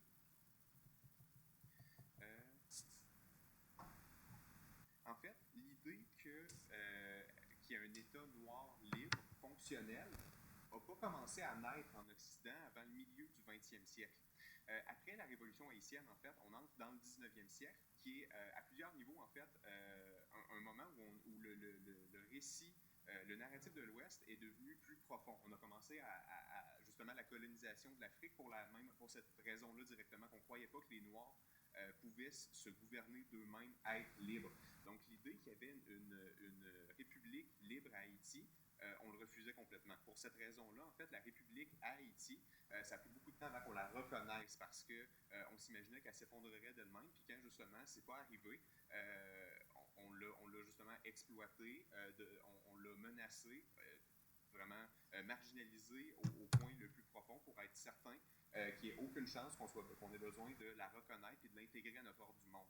Encore une fois, le narratif de l'Ouest, on faisait tout ce qu'on pouvait pour ne pas avoir à le renégocier si profondément. À l'époque, justement, où on est arrivé à un point où, après la Deuxième Guerre mondiale, on est arrivé à un point où on reconnaissait la possibilité que les Noirs se gouvernent d'eux-mêmes. Il y a des États libres en Afrique qui sont apparus. Il n'y avait plus de nécessité de renégocier toute notre vision de l'histoire parce que la République à Haïti, à cause des années de marginalisation et d'autres problèmes particulièrement complexes, la République à Haïti commençait à devenir de plus en plus décrépite. Il n'y avait plus vraiment de nécessité de reconnaître cet État-là comme un État qui avait subi une révolution qui l'avait mené à la gloire. Donc, au fil du temps, l'historiographie a juste pas reconnu l'existence de cette révolution-là, au même titre que la Révolution américaine et la Révolution française, parce que c'est comme si cette révolution-là n'avait pas débouché sur un État aussi fascinant dans la vision occidentale du monde. Donc, encore aujourd'hui, la Révolution haïtienne n'est pas vue au même titre. C'est comme si elle n'avait pas débouché sur les mêmes valeurs. On ne la reconnaît pas de la même façon. À l'époque où le Silencing the Past était écrit, Trouillot expliquait que l'esclavage, le colonialisme, c'était pas des aspects centraux de l'historiographie qui était produite en Occident. Donc, nécessairement, vu qu'on n'aborde pas ces thèmes-là, qu'on les a justement mis de côté parce qu'on considérait ça avec honte, une fois qu'on avait abandonné cette façon-là de voir le monde, ben, il n'y avait plus de nécessité non plus de parler d'Haïti, encore une fois, c'est une autre raison, parce que la révolution Haïti est arrivée intrinsèquement parce qu'il y avait eu ces choses-là. Donc, si on n'en parle plus, la révolution d'Haïti n'a pas de raison d'être. Si ces choses-là ne sont pas arrivées, cette révolution-là ne pouvait pas arriver parce qu'elle est arrivée à cause de ça. Donc, pour toutes ces raisons-là, à l'époque où Trouillot parlait de la révolution haïtienne, c'était assez révolutionnaire. C'est une révolution de laquelle on n'a pas parlé parce qu'elle remet complètement en question le narratif de l'Ouest qui est mis de l'avant. l'idée justement que l'histoire occidentale est unique par sa façon de se développer, de se libérer, d'évoluer. C'est pas mal dans ça que je pense. Merci beaucoup, Hugo. Le point de vue de l'auteur et de l'historiographie en général semble très clair à ce niveau-là. Avant même qu'il y ait révolution, il y a eu esclavage, évidemment. Comment le narratif de l'Ouest joue sur cette vision, sur la période esclavagiste, sur l'histoire qui en a découlé de cette période? Est-ce que ça crée des silences? Est-ce que ça crée des invisibilisations? Qu'est-ce que tu en penses, Léa, là-dessus? OK. Moi, je vais vous parler des silences dans le narratif de l'esclavage et des résistances. Puis pour bien comprendre ces dynamiques-là, il faut le voir comme une recette. Parce qu'il y a des silences narratifs autour de l'esclavage qui est un système d'oppression, va nécessairement mener à une résistance. Parce que toute personne oppressée veut se sortir de son état d'oppression, même si l'oppresseur ne le réalise pas. Donc, quand on parle de silence historiographique, Trujillo va tout de suite le présenter comme un silence généalogique, ce qui est très, très intrinsèque à l'humain, parce qu'un silence généalogique veut dire qu'on est coupé de sa racine, de son origine, en fait. Puis cette colonisation-là, cette traite esclavagiste-là a coupé les Haïtiens de leurs racines africaines. Puis c'est tout de suite d'emblée ce que Trujillo va dénoncer. Ensuite de ça, il va nous parler du récit comme étant constitué de 3 classes de participants. Il va avoir les agents, il va avoir les acteurs et il va avoir les sujets. Quand on présuppose qu'il y a des silences historiques, ça sous-entend qu'un de ces participants-là n'a pas pu jouir de sa parole. Ce qui veut dire qu'il y a un déséquilibre dans l'accès à l'histoire, ce qui est un déséquilibre dans la création de ce récit narratif. Trujillo est très clair sur le sujet. L'histoire est un pouvoir, et plus précisément l'écriture de l'histoire. Donc, quand un participant, c'est-à-dire, je répète, les agents, les acteurs ou les sujets prennent ce pouvoir en main, bien, il y a vraiment un déséquilibre des forces, un déséquilibre historiographique qui naît. Pour Trujillo, il faudrait un constructivisme conscient, c'est-à-dire apprendre par le vécu, par l'empathie, et non pas apprendre par apprendre. Parce que si on répète assez souvent quelque chose, il va devenir vrai, ce que Trujillo dénonce. Par la suite, ces silences narratifs-là vont attaquer en fait la construction du mythe de l'esclavage presque, puisque Trujillo va parler de l'abus de positivisme des historiens du monde occidental. Il va parler de cette surprofessionnalisation de l'histoire qui va faire une distinction entre l'historien amateur, celui dont la mémoire est fraîche, vraiment l'acteur ayant vécu, ainsi que vraiment les académiques du monde qui vont avoir réfléchi, qui vont avoir théorisé, conceptualisé en fait le récit de l'esclavage. Pour lui, cette distance-là entre la réalité du terrain et la réalité théorique, elle est à dénoncer. Ensuite de ça, lorsque ce récit esclavagiste est entre les mains d'une minorité académique blanche et patriarcale, il y a des distorsions sur les fondements même de ce qu'a été la traite esclavagiste. Pour lui, il y a une colonisation du récit, un déni conscient de ce qui s'est réellement passé. Puis pour lui, ça va mener à un déni historique de la population, dans ce cas-là, haïtienne. Donc, quand on accepte la résistance, c'est qu'on reconnaît l'humanité des populations, puisqu'on reconnaît qu'elles avaient une raison de se révolter face à ce pouvoir oppressif-là, ce que Samuel et Hugo ont parfaitement démontré. Puis, face à cette construction du mythe de l'esclavagiste, il y a eu des résistances qui ont été complètement occultées. Il y a eu de la création de symboles parfois ambigus qu'on a un peu mis de côté. Par là, j'entends l'histoire de Toussaint Louverture, j'entends la création du mythe du roi Henri I d'Haïti, qui ont été plutôt ignorés ou extrêmement banalisés dans l'importance qu'ils ont eue sur les politiques d'Haïti. Puis, Trujillo va parler de ces événements-là, de ces résistances-là, comme des révoltes dans la révolte ou encore des guerres dans la guerre. Parce que chaque résistance n'est pas linéaire, chaque résistance n'est pas un monolithe. Il va y avoir eu, durant la Révolution haïtienne, des agents subversifs. Par exemple, on va parler de Sans Souci, qui était d'abord un des subalternes du futur Henri I, qui va se révolter contre lui. Puis Trujillo va parler aussi des assassinats historiques. Le fait que tu peux littéralement tuer quelqu'un, mais également effacer sa mémoire ou la changer. Parce qu'en fait, il va dénoncer le fait que Henri I a nommé son palais Sans Souci. Donc, c'est vraiment pour Trujillo, on revient à l'idée que l'histoire est un pouvoir. L'histoire peut permettre un assassinat mémoriel. Donc, c'est vraiment important de pouvoir prendre ce pouvoir-là entre les mains puis vraiment le démocratiser. Parce qu'en fait, Trujillo va aussi se faire la critique de certains historiens occidentaux comme Roger d'Orsainville. Pour lui, d'Orsainville représente cette surnaïveté, cette surpositivité qui va banaliser en fait les courants résistants, qui va banaliser l'historiographie esclavagiste. Puis pour Trujillo, c'est juste inconcevable. Il faut, je le rappelle, utiliser un constructivisme historique, c'est vraiment utiliser une empathie puis une compréhension claire de ce que ces gens-là ont vécu, ce que ne font pas les historiens en général du monde occidental. Donc, c'est une formule d'effacement, c'est une ligne éditoriale claire. On veut protéger notre narratif, on veut protéger notre identité.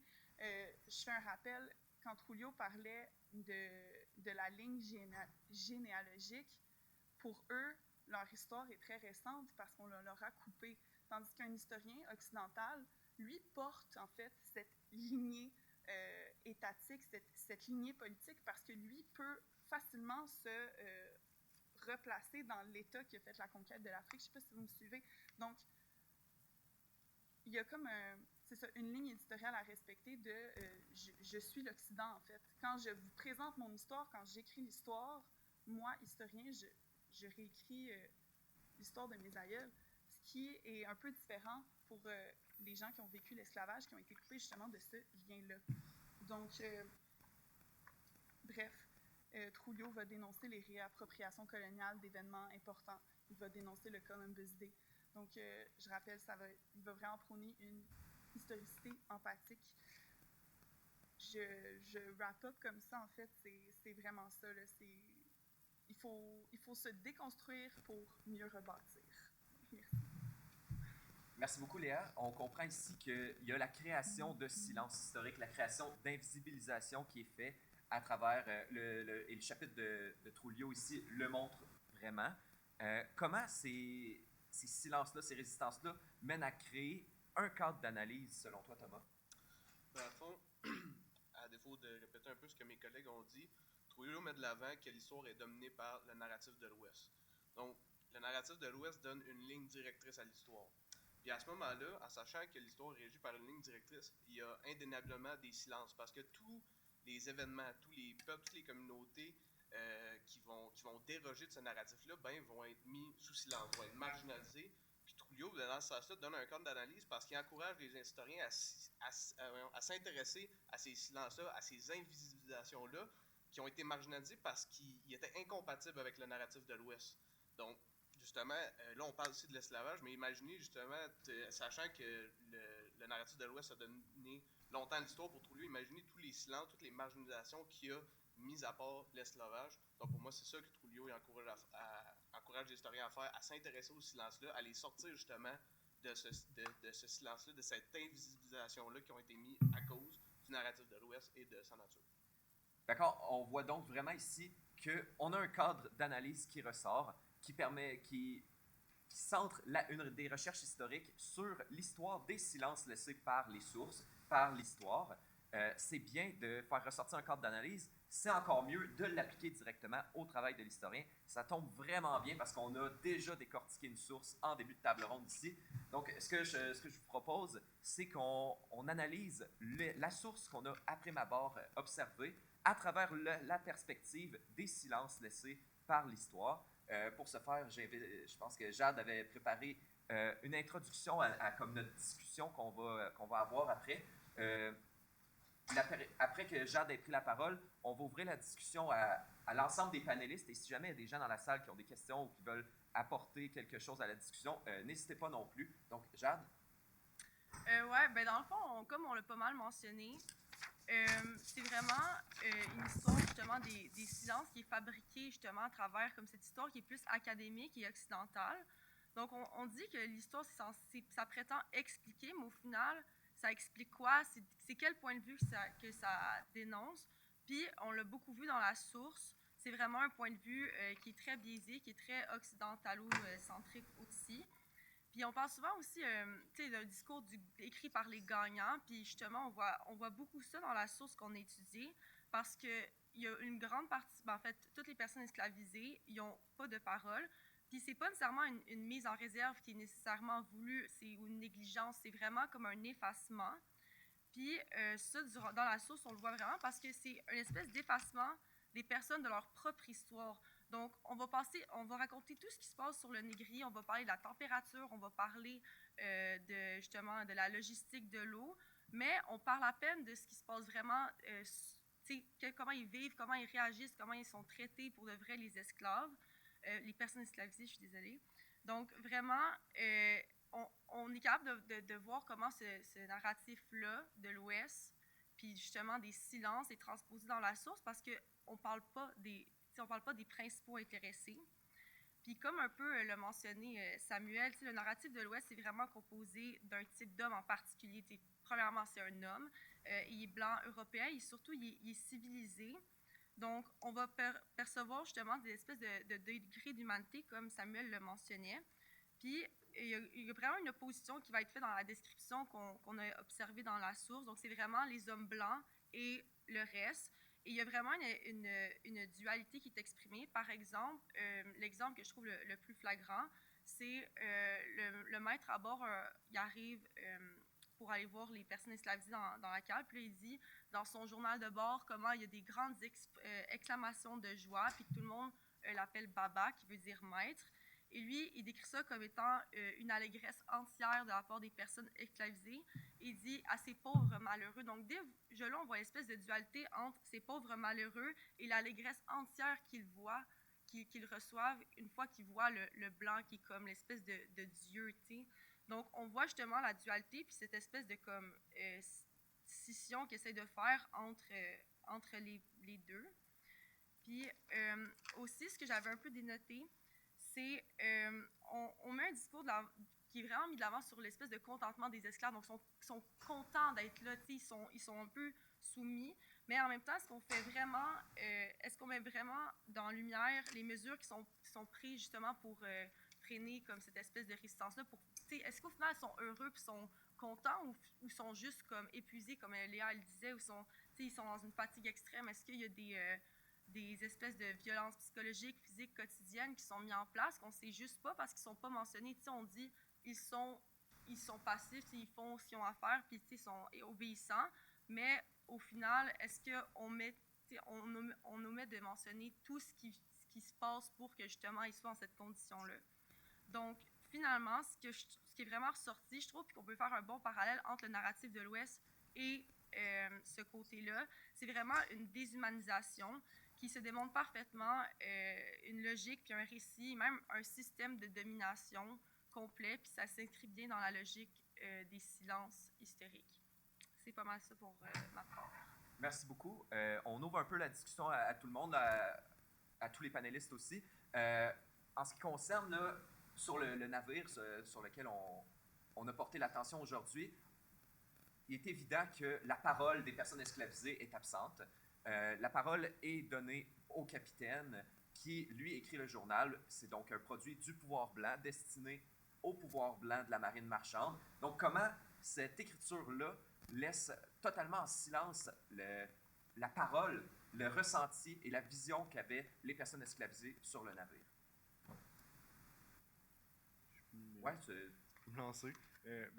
C'est évidemment, dans le journal de place, il n'y a aucune personne esclavisée qui va avoir un nom ou qui va être nommé justement, ou qu'on va décrire ses actions précisément. On parle jamais de comment ça se passe, leur vie, qu'est-ce qu'ils font entre eux.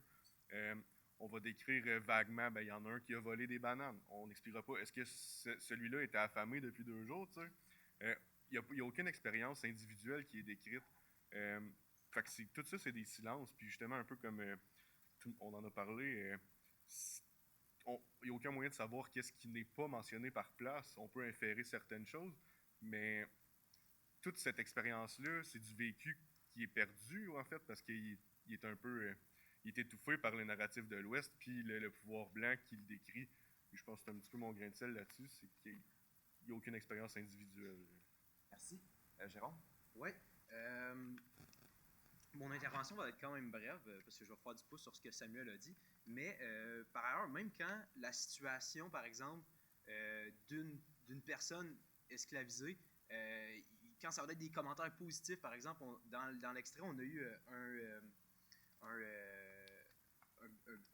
petit extrait d'un courtier afro-descendant qui, justement, il y avait, selon l'auteur, les valeurs qui pouvaient être attribuées à un blanc. Donc, a priori, on ne va pas lui attribuer comme... par exemple, il va avoir une bonne tête pour les affaires, il va être vaillant, n'importe quoi, mais tout de même, le plus gros compliment que l'auteur va en faire, c'est que la seule différence qu'on peut faire entre lui et un homme blanc, c'est la couleur de sa peau. Fait que, du fait, justement, que on mentionne pas les actions les plus odieuses ou encore le côté moins négatif, lorsqu'on peut attribuer des valeurs positives à une personne esclavisée, ça va être sous le prétexte de le comparer, par exemple, à un blanc. Oui, il y a beaucoup de mains. Je pense qu'Hugo était là en premier. J'aimerais juste rajouter avec ce qui a déjà été dit que non seulement la parole n'est pas donnée à eux, ils sont complètement mis sous silence, mais en plus, la vision qui est donnée d'eux est prise à l'intérieur d'un cadre qui est non humain. Ils sont vus d'une manière qui est déshumanisante complètement. Donc, on les voit comme de la marchandise, comme des individus qui sont plus près de l'animal que de l'humain. Donc, nécessairement, ce que ça fait, c'est qu'on part de ce qu'on croit être vrai pour comprendre comment les humains agissent. Par exemple, on part avec l'idée nécessairement qu'ils sont inférieurs aux Blancs. Donc, ce que ça fait, c'est que s'il n'y a pas de révolte, puis que justement, ils sont dociles, entre guillemets, ben, on les voit comme inférieurs parce qu'ils sont dociles. Si justement, il y a révolte, qu'ils volent des bananes, mettons, on les voit comme inférieurs parce qu'ils sont rebellés. Donc, on part de notre vision du monde pour comprendre les actions individuelles. On les voit comme inférieurs. Donc, ils ne sont même pas analysés dans un cadre humain. Leur façon leur voix est encore plus mise sous silence qu'ils ne sont même pas vus comme des humains. Donc, leurs réactions ne sont pas comprises de la même façon. Oui. Ben, c'est revenir à l'essentiel, là, puis je vais utiliser de la grosse philosophie pour dire la base, là, mais il y a la dialectique du maître et de l'esclave de Hegel, puis c'est pas mal ça qui se passe en fait sur le négrique où place prend place. Ouch! Puis là, ce qui fait en sorte que pour qu'il y ait un système d'oppression, il faut qu'il y ait un oppressé puis un oppresseur, puis pour que ce système-là puisse être tenu et maintenu, il faut qu'il y ait une passivité forcée, en fait. Puis, de par leurs conditions, de par la dynamique de pouvoir, nécessairement, il va y avoir silence. Si on considère que silence égale docilité, passivité, que ce soit par la force ou qu'il soit consentant, ce pouvoir-là est disparu. Donc, vraiment, un silence, c'est une perte de pouvoir. Puis, juste la dynamique de base de cette situation-là fait en sorte que même avant qu'on embarque sur le bateau, le silence est déjà là. Parce qu'on a retiré la parole à ces personnes. C'est tout. Oui, dans le fond, en s'attaquant un peu, en limitant les perspectives d'agentivité des personnes esclavisées, sont contraintes à rester dans la situation de servitude où elles sont, et d'autant plus que la crainte d'une violence constante, puisqu'on connaît les conséquences d'une oppression, en ayant la crainte de cette violence constante-là, ça enlève toutes les perspectives, toute la volonté de se révolter. Ben, moi, je voulais déborder un peu de la question. Au-delà, justement, des esclaves qui sont mis sous silence, Sam l'a très bien souligné. Il y a très peu de mentions de violence dans les extraits, puis ça pourrait nous amener à penser qu'on va jusqu'à mettre sous silence les propres actes de violence des maîtres. Parce que c'est quelque chose qui déroge, je veux pas, du narratif de l'Ouest, de la violence, c'est barbare, c'est quelque chose de moins civilisé un peu. Donc, on va même jusqu'à mettre sous silence nos propres actes, justement, pour pas trop déroger du narratif de l'Ouest, puis rester quand même dans le positif. On leur apporte la civilité, on les encourage, puis ils sont contents de nous voir. Donc, quand même, justement, pas trop mentionner de violence. Mais en tout cas, moi, c'est l'impression que ça me fait, justement, pour pas que ces gens-là, ben, faut qu'ils restent dans le linéaire du narratif de l'Ouest, qui apporte la civilisation, qui sont là pour apporter le progrès, pour faire rentrer ces gens-là dans l'histoire. Merci. Dans la salle, Josh...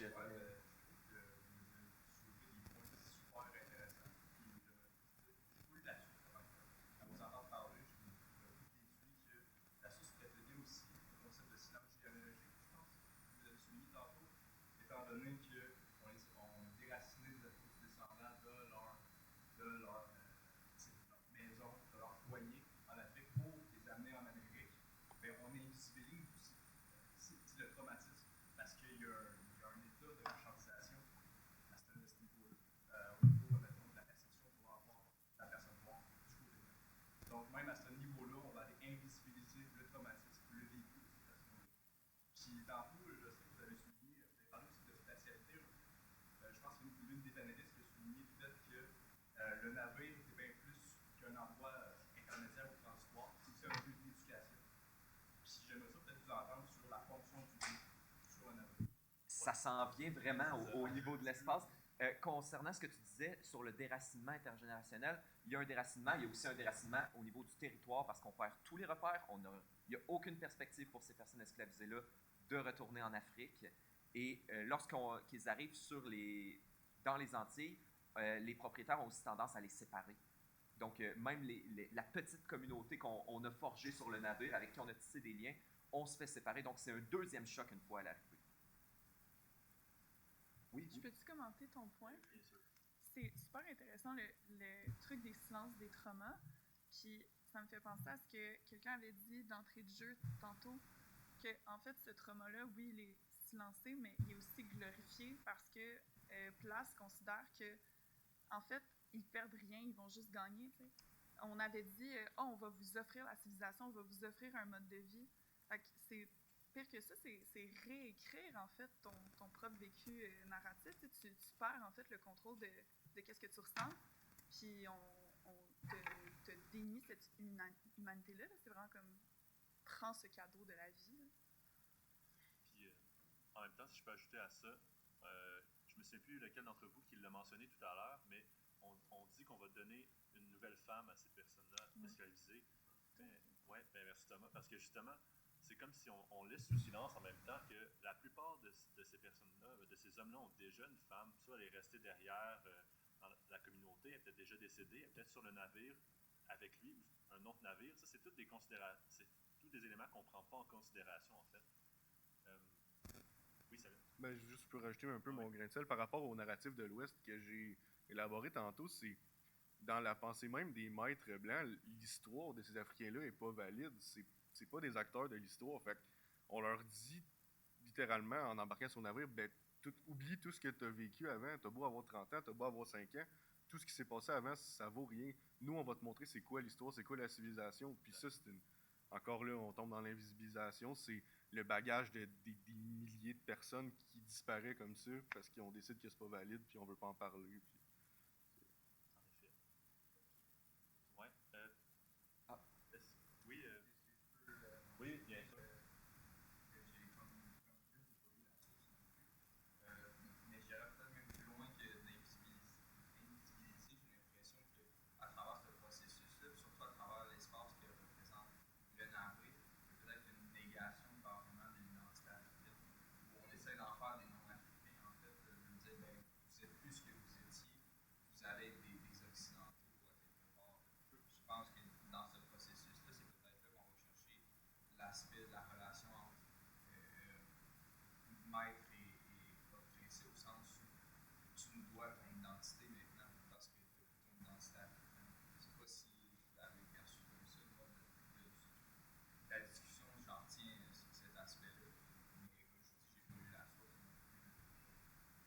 Ben, c'est sûr que l'identité qu'on veut créer, c'est évidemment une identité qui est non africaine. On vise en l'idéal à ce qu'il n'y ait pas d'identité parce que c'est pas des personnes, c'est des objets possédés par les propriétaires les propriétaires ont droit de tout sur les personnes esclavisées. Donc oui, effectivement, on vise à complètement éradiquer l'identité de ces personnes-là à travers le processus de les sortir de leur territoire.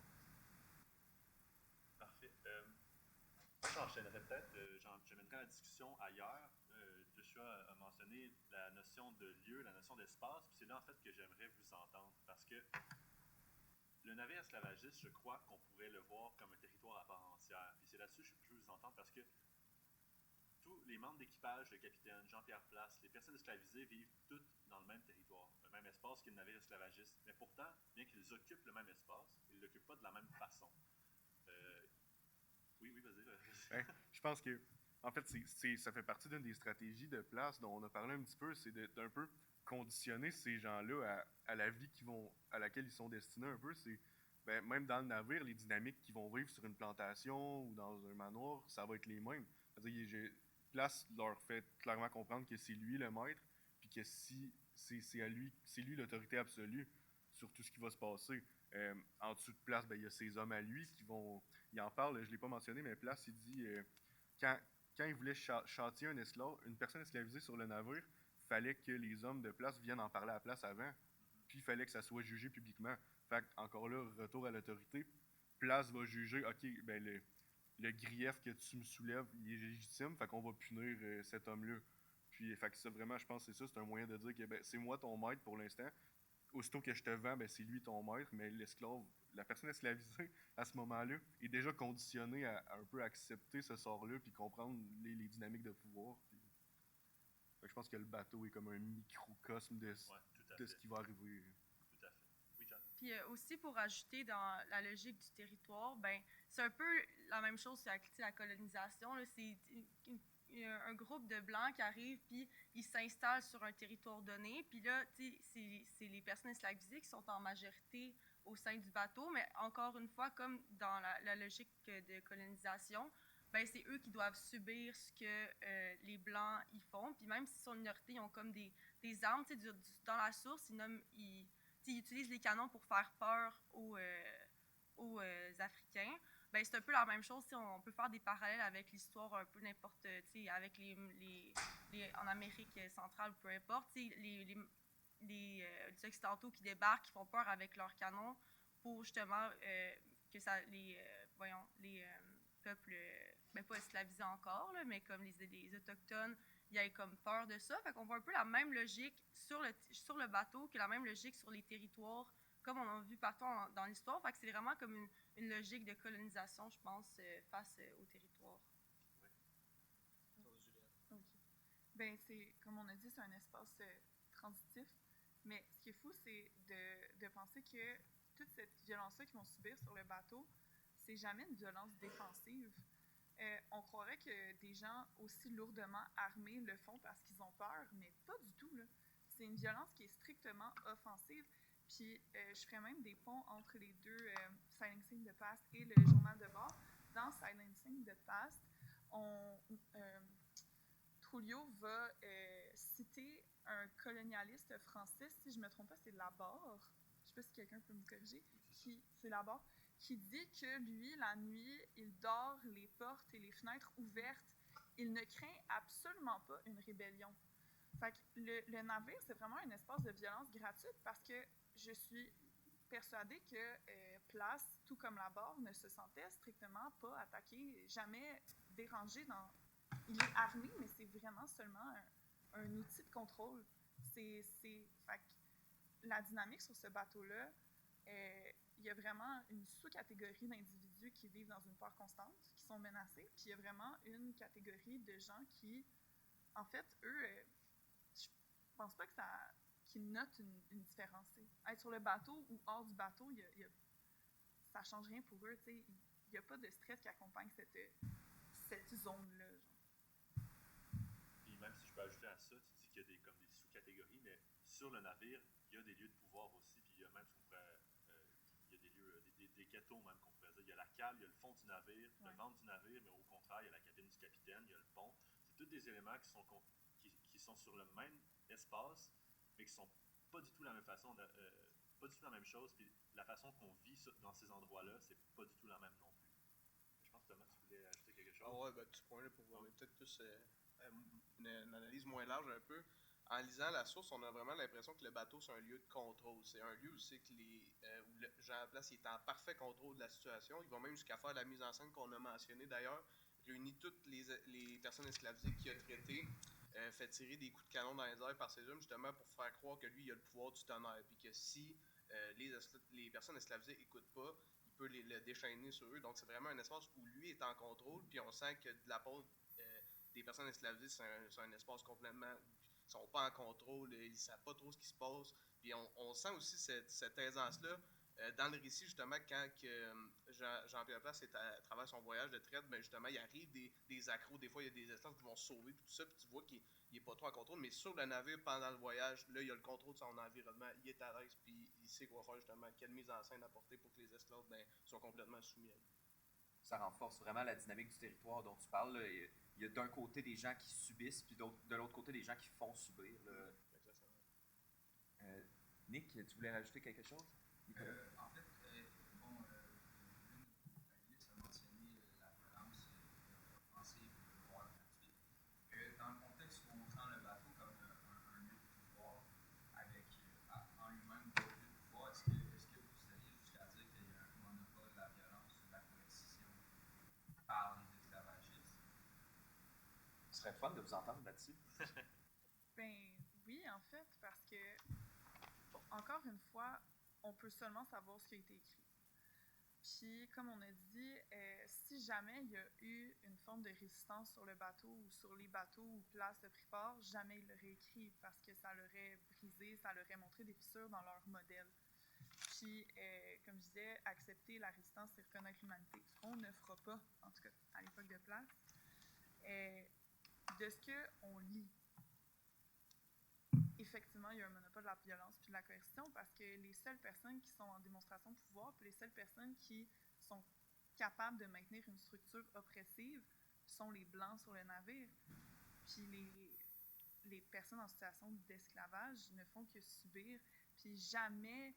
En fait, la seule trace de rébellion, elle n'est même pas armée, elle est individuelle, elle est de subsistance. La seule chose qu'une personne a faite pour dévier le pouvoir, c'est vouloir se nourrir. Donc, je pense vraiment pas que la capacité de réflexion, en tout cas de ce qu'on est capable de lire, la capacité de rébellion n'était pas rendue là. Mais je sais pas si Sam te... Ben non, je pense que ça résume tout ce que je voulais dire. Tu sais, justement, les esclaves n'ont aucune agentivité sur le navire. Là. Ils ont aucune partie de... Ils n'ont aucun pouvoir, c'est-à-dire de faire la violence, parce qu'ils n'ont aucun pouvoir de faire quoi que ce soit. Ils font juste subir, ils ne font pas. Fait que c'est un petit peu Ben, je peux rajouter. Je suis d'accord avec toi là-dessus. En fait, le monopole de la violence, il est illusoire parce qu'on a un groupe qui peut prendre action et changer les choses. Mais en démontrant, mettant en théâtre le monopole de la violence, on mine l'agentivité, puis on mine aussi son fantasme d'agentivité. Je sais pas si tu vois un peu où je m'en vais, mais en montrant, par exemple, là, ce qu'on parlait avec le tonnerre, qui est une illusion, là, que le capitaine ne contrôle pas vraiment le tonnerre, mais en faisant tirer les canons pour le faire croire, on vise à mettre en théâtre qu'il n'y a aucune perspective d'agentivité, de résistance qui est possible sur le navire. C'est tout là le but, parce que si les populations esclavisées à fond de cale décident de se rebeller, ben, il va y avoir des conséquences sur l'équipage blanc. Là. Joshua?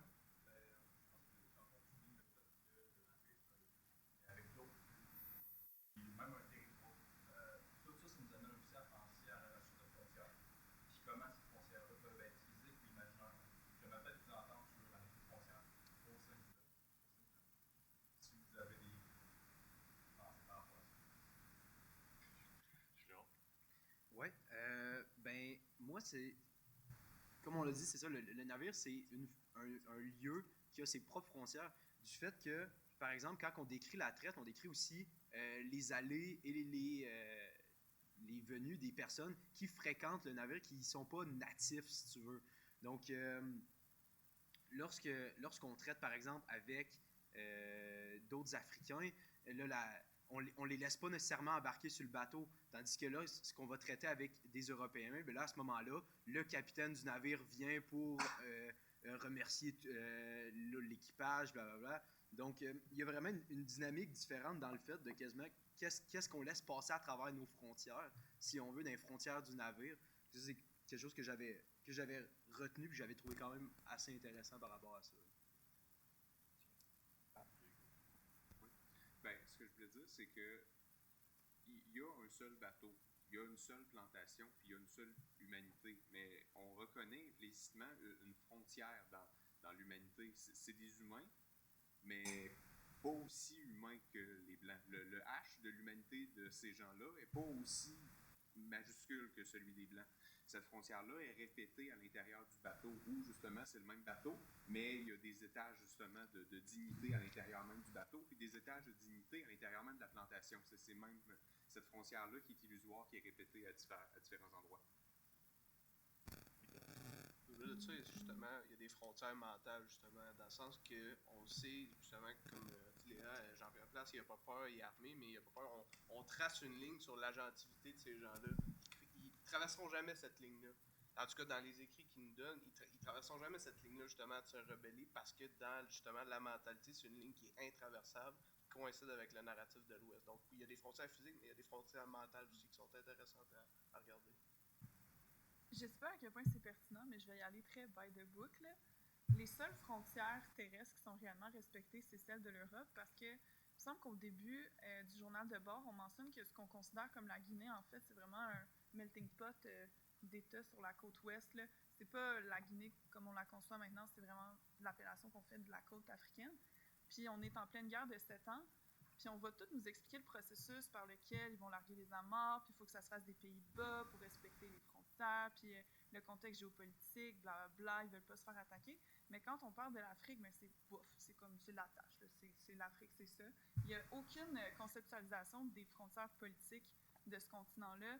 Il n'y a aucune mention de, ben on est où en fait? C'est qui les chefs d'État ici? On parle des chefs locaux, on parle de ceux avec qui on traite, mais il n'y a pas de conceptualisation d'un État à proprement parler ou de ce qui se passe en Afrique. Fait que, si on parle des frontières claires, vraiment terrestres, elles ne sont qu'européennes, en fait. Les États ne sont qu'européens. Et s'il y en a en Afrique, ils sont vraiment pas pertinents à la conceptualisation du trajet du négrier. Ouais, mais même, moi, si je peux ajouter à ça, c'est qu'en effet, à cette époque-là, les frontières, c'est pas vraiment... on les prend pas vraiment en compte, même que du côté européen, c'est un voyage un peu... C'est pas transnational, là. On va de la métropole, on descend sur les côtes africaines, au point, là, au fort, tout ça, puis après ça, on va dans les colonies. Mais c'est plutôt... C'est un navire, c'est un espace délimité de frontières physiques qu'on a parlé, mais qui est en mouvement, mais dans un monde atlantique qui appartient encore à l'Europe à ce moment-là.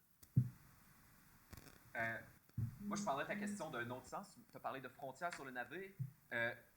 Prenons-le directement, le navire. Le navire est un territoire. Il y a ses frontières internes, mais il y a aussi ses frontières externes. Parce que si, autour du navire, il n'y a rien. C'est l'eau. C'est un non-territoire. Donc, les populations esclavisées sont contraintes à rester sur le territoire ou à choisir la mort.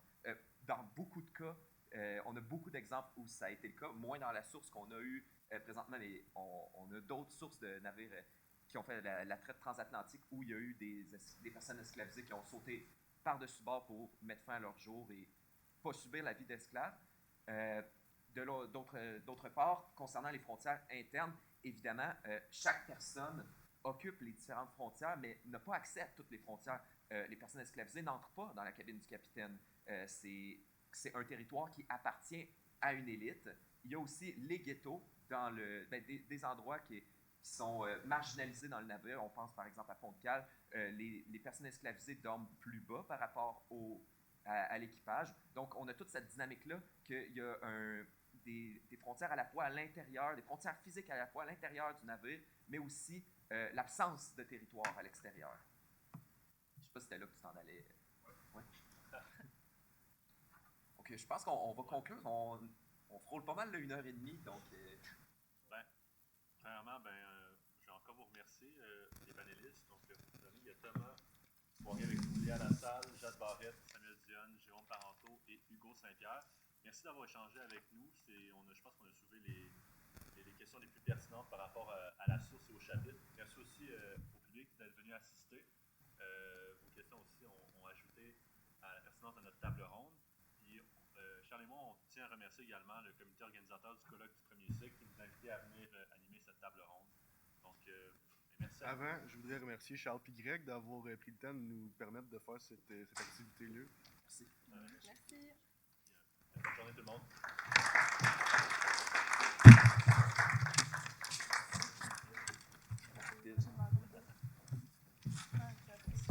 Merci beaucoup à tous les panélistes. Merci beaucoup à l'animation encore une fois. J'ai oublié de le spécifier au début, mais c'était la première fois qu'on avait des étudiants à la maîtrise qui venaient animer la table ronde au premier cycle et ça a été très, très pertinent. Merci beaucoup à vous encore une fois. Donc, juste des petits rappels pour ceux qui n'étaient pas là au début, qui sont dans le cours de Stéphanie Lantier. Veuillez donner vos présences à l'entrée. C'est très important qu'on les note. Et pour tous les autres participants, n'hésitez pas à venir également donner votre nom pour le tirage des prix de présence. Donc, un autre petit rappel aussi, là, pour ceux qui vont devoir nous quitter, la soirée, du moins la journée, va se poursuivre au 5 à 7 au Refuge des Brasseurs, plus précisément 5,5 à 7 et plus, mais on le reprécise là, pour ceux qui n'étaient pas là au début. On va enchaîner maintenant sur la présentation de M. Philippe Munch qui va venir nous parler de son nouveau livre. Juste avant ça, on va resetuper un petit peu la scène pour la journée. Ça ne sera pas bien long.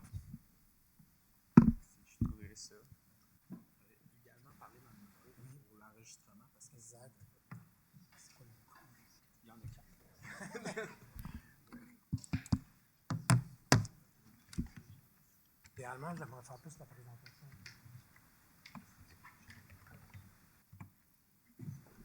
Est-ce que vous avez la chance? Non. Mais là, on n'avait pas vraiment d'autres. La seule qu'on a, c'est